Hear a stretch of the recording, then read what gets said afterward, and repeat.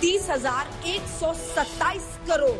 इस bumper GST collection के साथ ये तो तय है कि हिंदुस्तान खर्च कर रहा है और त्योहारों में सरकार पर जमकर धन वर्षा हो रही है। पिछले 4 महीने से जीएसटी का कलेक्शन 1 लाख करोड़ के ऊपर उछाल मार रहा है। फेस्टिव सीजन में जिस बिक्री में बढ़ोतरी के दावे किए जा रहे थे, उस पर 2 बड़े आंकड़ों ने मुहर लगा दी है। त्योहारों में जीएसटी कलेक्शन और मैन्युफैक्चरिंग गतिविधियों में जोरदार उछाल दर्ज किया गया है। जीएसटी में बढ़ोतरी का सीधा मतलब है कि त्योहारों में लोग जमकर खरीदारी कर रहे हैं और सरकार की जेब में इसी वजह से बतौर जीएसटी मोटी रकम पहुंच रही है। आइए आपको सुनाते हैं देश भर में खरीदार और दुकानदार क्या कह रहे हैं। रौनक है, फुटफॉल भी है, लेकिन सोच से थोड़ी कम। कैश फ्लो इतना नहीं है, पहले के मुताबिक ठीक है। लग रहा है इंडिया वापस आने की कोशिश कर रहा है। अच्छा रेस्पॉन्स आ रहा है। कोई सिक्के ले रहा है, कोई पूजा के आइटम्स वगैरह ले रहा है।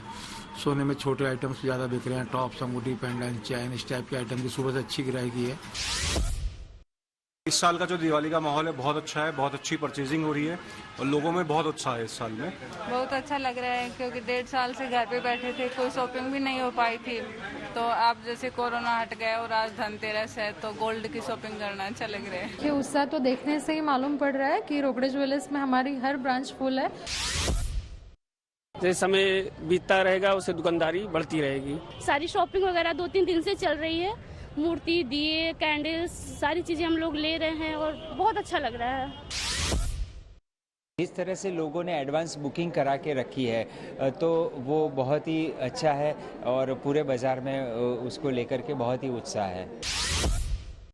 जो डाइंग एंड प्रिंटिंग या ओनली डाइंग के फैब्रिक्स हैं उनकी तो डिमांड अच्छी है ही है। उसके अलावा एक्सपोर्ट में और दूसरे जो टेक्निकल फैब्रिक्स इत्यादि पे भी काफ़ी अच्छी डिमांड है। हाँ, लास्ट 3-4 साल में तो ये सबसे अच्छी तेजी कही जा सकती है। व्यापार बहुत अच्छे उठे हैं और बहुत उम्मीद है कि दिवाली, धनतेरस सभी व्यापारियों की बहुत अच्छी जाएगी। बहुत अच्छी रौनक है, लग रहा है कि हाँ दिवाली है, पब्लिक में जोश भी है, इलेक्ट्रॉनिक की खरीदारी हो रही है और सारे दुकानदारों में भी, कंपनियों में, सब में जोश है।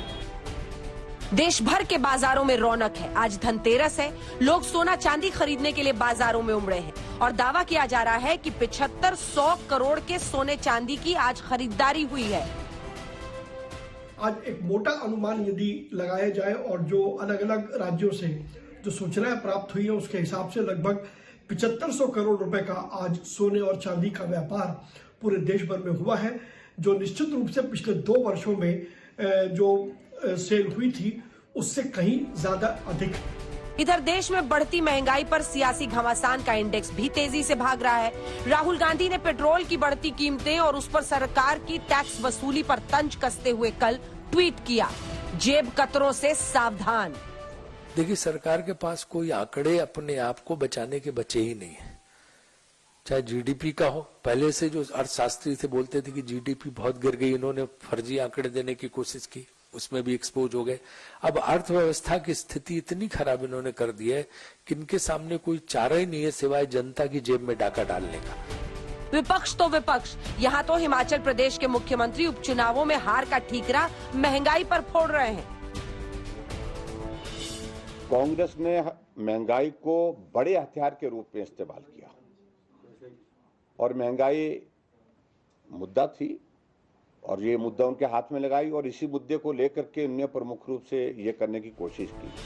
अब सरकार अपने मुख्यमंत्री से बैठकर चर्चा कर ले कि अर्थव्यवस्था बम है या महंगाई की मार बेदम कर रही है। आदित्य राणा के साथ आज तक ब्यूरो।